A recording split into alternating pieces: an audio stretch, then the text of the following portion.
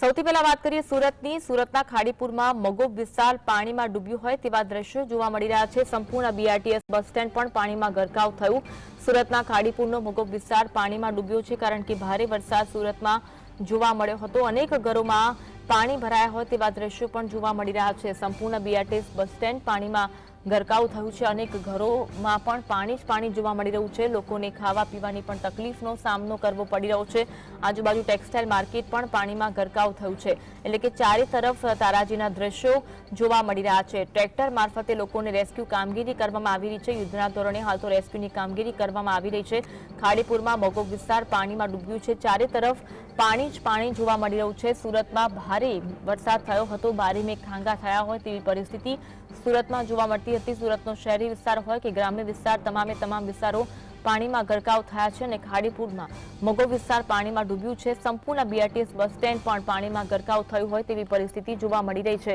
અનેક ઘરો પાણીમાં ગરકાવ થયો છે, ઘરોમાં પણ ઘૂંટણસમાં પાણી જોવા મળી રહ્યા છે। આજુબાજુ ટેક્સટાઇલ માર્કેટ પણ પાણીમાં ગરકાવ થઈ છે અને ચારે બાજુ તારાજીના દ્રશ્યો જોવા મળી રહ્યા છે। જ્યાં જુઓ ત્યાં પાણી જ પાણી સુરતમાં જોવા મળી રહ્યું છે અને લોકોને હાલ તો ટ્રેક્ટર મારફતે આ પાણીમાંથી બહાર કાઢવાની કામગીરી કરવામાં આવી રહી છે।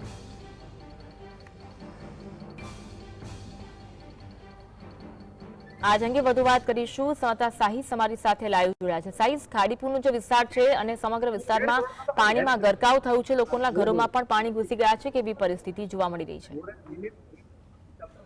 બિલકુલ, તો ચોક્કસપણે જે રીતના હવામાન વિભાગ દ્વારા વરસાદની આગાહી કરવામાં આવી હતી અને તેને લઈને 2 દિવસથી સુરત શહેરની અંદર ધોધમાર વરસાદ પડી રહ્યો છે। ગતરોજ વરસાદી માહોલ જોવા મળ્યો હતો અને વરસાદનું પાણી ઠેર પોસ્ટ વિસ્તારમાં પણ જોવા મળ્યું હતું, પરંતુ હવે નીચાણવાળો વિસ્તાર ગણાતો એ પર્વત ગામ મગોબ સહિતના અલગ અલગ વિસ્તારોની અંદર ખાડીપુરની સ્થિતિ જોવા મળી રહી છે। જોઈ શકાય છે અત્યારે ભારે મેઘ ખાંગા જોવા મળી રહ્યા છે, ચારે તરફ પાણી જ પાણી જોવા મળી રહ્યું છે। બીઆરટીએસના જે રૂટ છે તે પણ પાણીની અંદર ગરકાવ જોવા મળી રહ્યો છે। સંપૂર્ણ રસ્તો જે છે તે હવે સુરત પોલીસ દ્વારા પણ ડાયવર્ટ કરી દેવામાં આવ્યો છે।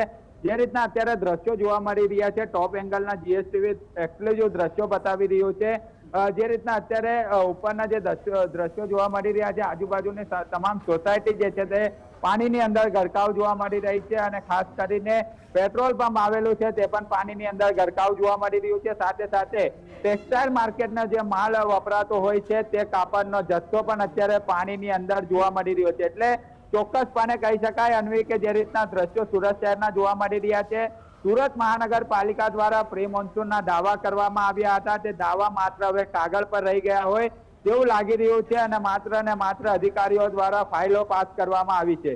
જે દ્રશ્યો જોવા મળી રહ્યા છે, એક પણ કર્મચારી, એક પણ સુરત મહાનગરપાલિકાનો અધિકારી કે કર્મચારી સ્થળ પર દેખાતો નથી। કરોડો રૂપિયા અને ડ્રેનેજ વિભાગ જે ડ્રેનેજ સાફ સફાઈ કરવા માટે ખાડીના પાછળ ખર્ચવામાં આવતો હોય છે, પરંતુ અત્યારે ખાડી ઓવરફ્લો થઈ ચૂકી છે અને ખાડીની બાજુમાં આવેલો માધવ પાર્ક જે સોસાયટી આવેલી છે તે પણ અત્યારે પાણીની અંદર જોવા મળી રહી છે। એટલે આજે ઉપરના ટેરેસ પરના જે દ્રશ્યો બતાવવાનો પ્રયત્ન કરી રહ્યા છે, નીચે તો ઢોર ડબ્બાની ગાડી મૂકવામાં આવી છે અને ઢોર ડબ્બાની અંદર ગાડીમાં લોકોને અત્યારે બહાર લઈ જવા માટે તમામ વ્યવસ્થા કરવામાં આવી છે, પરંતુ અત્યારે જે સ્થિતિ સુરત શહેરની ખૂબ જ બદસુરત જોવા મળી રહી છે।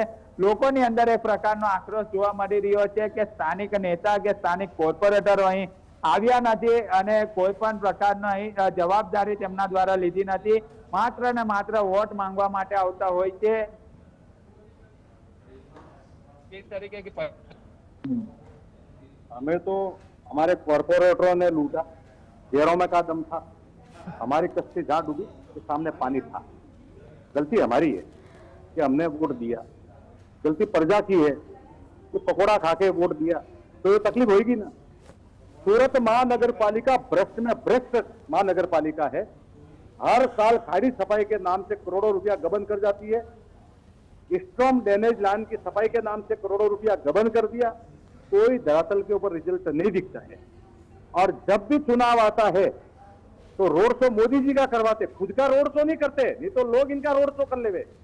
बड़े नेताओं का रोड शो करवाते, राष्ट्र निर्माण की दुआई देंगे, लेकिन ये परिस्थिति जो अभी है वर्तमान में, इसकी गाथा खत्म कर देंगे कि हर जगह कुछ कटकीबाज हर सोसाइटी में मौजूद है। वो सोसाइटी को भ्रमित करते हैं, झगड़ा करते हैं और सही आदमियों को आगे आने नहीं देते। इसका जीता जागता उदाहरण ये है। हमारे लिए क्या है, हम टैक्स भरते सब कुछ है, लेकिन हमारे लिए है डोर डब्बा, और इसके गुनहगार हम खुद है, क्योंकि हमने वोट ही ऐसे चोर लोगों को दिया है। अगर जिस दिन हम वोट का हमारा वैल्यू समझेंगे, मूल्यांकन समझेंगे, उस तो सब ठीक हो जाएगा। ये काम किसी का नहीं है, सूरत महानगर पालिका का है, और इसके अगर भागीदार है, पाप के भागीदार है, तो स्थानीय नगर सेवक है, जेडो है, महानगर पालिका के अधिकारी है, और उसके ऊपरी मैं गृह मंत्री से विनती करता हूं, आपका तो होम टाउन है, आप आइए, नजर मारिए। अभी पिछले दिनों मोदी जी आए थे, प्रधानमंत्री श्री, ये पीछे 1.5 करोड़ का हेलीपैड बना था, और यहीं पे रोड शो हुआ था, और इधर से मोदी जी को लेके गए थे प्रदर्शन करवाते हुए। अब कराइए ना, अब के वीडियो भी आप भेजिए कि साहब आप पधारे थे, अब ये परिस्थिति है, कुछ राहत पैकेज आप देंगे क्या, सब मालूम पड़ेगा ना। सबके सब चोर है, जिम्मेदारी किसको लेनी नहीं है, और जनता को भ्रमित करना है। और विशेषकर मैं जनता के अंदर मैं भी आ जाता हूं। हम लोग जब तक अपने वोट की वैल्यू नहीं समझेंगे, कटकी के अंदर वोट देंगे, भजिया खा के वोट देंगे, खाना खा के वोट देंगे, भ्रमित होके वोट देंगे, भाई भतीजावाद में आके वोट देंगे, तो भी यही परिस्थिति होगी। आपके वोट का मूल्यांकन करना पड़ेगा। अगर मैंने मेरी बच्ची का संबंध करना है तो लड़का अच्छा देखना पड़ेगा। ऐसे बोलेंगे कि ससुर जी बहुत पावरफुल है, लड़का हकला है, तो करेंगे नहीं करेंगे।